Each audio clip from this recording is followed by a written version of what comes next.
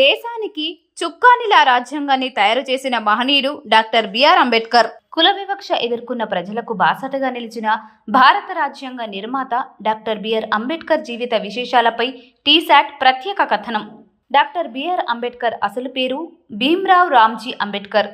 BR Ambedkar Ramji Maloji Sakpal, Bhimabai Sakpal దంపతులకు 1891 April 14వ తేదీన మధ్యప్రదేశ్లోని మావులో జన్మించారు.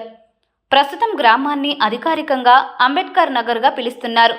సక్పాల్ అనేది అతని ఇంటి పేరు అయితే ఇతని తండ్రి ఇంటి పేరును అంబాదావేకర్ అని పాఠశాలలో చేర్చడంతో అది అంబేద్కర్గా మారింది. ఆధునిక మహారాష్ట్రలోని రత్నగిరి జిల్లాలోని అంబాదావే పట్టణానికి చెందిన మరాఠీ నేపథ్యం అంబేద్కర్ కుటుంబానికి ఉంది. అంబేద్కర్ మహర్ కులంలో జన్మించడంతో ఆ కాలంలో వారిని అంటరాని వారిగా చూసేవారు. అంబేద్కర్ కుటుంబానికి చెందిన వారు సామాజిక ఆర్థిక వివక్షకు గురయ్యారు. అంబేద్కర్ పూర్వీకులు బ్రిటిష్ ఇండియా కంపెనీ సైన్యంలో చాలా కాలం పనిచేశారు. అంబేద్కర్ కుటుంబానికి చెందిన వారు సామాజిక ఆర్థిక వివక్షకు గురయ్యారు. అంబేద్కర్ పూర్వీకులు బ్రిటిష్ ఈస్ట్ ఇండియా కంపెనీ సైన్యంలో చాలా కాలం పనిచేశారు. అతని తండ్రి మోవ్ కంటోన్మెంట్ వద్ద బ్రిటిష్ ఇండియన్ ఆర్మీలో పనిచేశారు. అంబేద్కర్ పాఠశాలకు హాజరైనప్పుడు అంబేద్కర్ ఇతర అంటరాని పిల్లలను వేరు చేసి ఉపాధ్యాయులు తక్కువ శ్రద్ధ చూసేవారు. వారిని తరగతి లోపల కూర్చొనిచ్చేవారు కాదు. వారు నీరు తాగవలసి వచ్చినప్పుడు ఉన్నత కులానికి చెందినవారు గ్లాసుతో కానీ బకెట్తో కానీ పోసేవారు. ఈ పని సాధారణంగా యువ అంబేద్కర్ కోసం పాఠశాల ప్యూన్ చేత నిర్వహించబడుతుంది. ఆ ప్యూన్ అందుబాటులో లేకుంటే అతను నీరు లేకుండా వెళ్ళవలసి వచ్చేది. అంబేద్కర్ తన రచనలలో నో ప్యూన్ నో వాటర్ అని ఆనాటి పరిస్థితిని వివరించారు.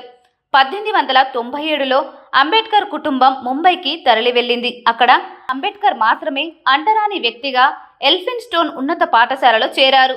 1906లో అతనికి దాదాపు 15 సంవత్సరాల వయసు ఉన్నప్పుడు అతను 9 ఏళ్ల బాలిక రమాబాయిని వివాహం చేసుకున్నారు. ఆ సమయంలో ఉన్న ఆచారం ప్రకారం ఈ మ్యాచ్ను దంపతుల తల్లిదండ్రులు ఏర్పాటు చేశారు. అంబేద్కర్ స్వతంత్ర కార్మిక పార్టీ 1936లో స్థాపించారు. ఆ తర్వాత 1942లో all India scheduled caste federation party స్థాపించి నాయకత్వం వహించారు. స్వాతంత్రానంతరం భారతదేశ తొలి ప్రభుత్వంలో న్యాయశాఖ మంత్రిగా పనిచేశారు. హిందుత్వం నుంచి బౌద్ధం వైపు మార్పు.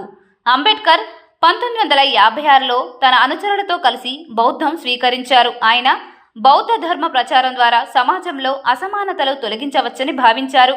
డాక్టర్ అంబేద్కర్ జయంతిని సమతా దినం లేదా సమానత్వ దినంగా జరుపుకుంటారు. అంబేద్కర్కు ఆయన మరణానంతరం 1990లో భారతరత్న పురస్కారాన్ని ప్రకటించారు. ఇది దేశ అత్యున్నత గౌరవం. అంబేద్కర్ వ్యక్తిత్వం సామాజిక న్యాయం, సమానత్వం, స్వేచ్ఛల కోసం జరిగిన పోరాటానికి ప్రతీకగా నిలుస్తుంది.